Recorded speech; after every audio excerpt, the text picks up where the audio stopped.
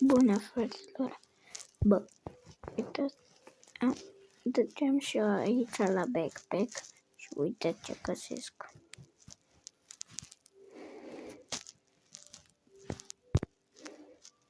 Frate, cum să coste așa ceva? Acest lucru costă 3.999.46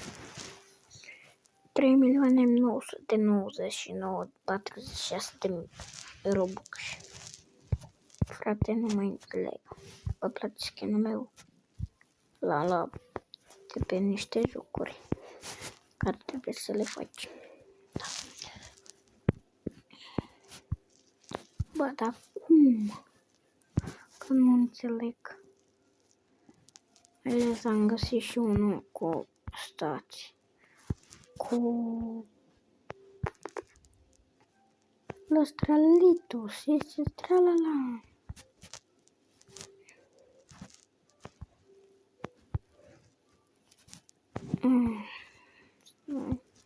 Era cu 99 de zile.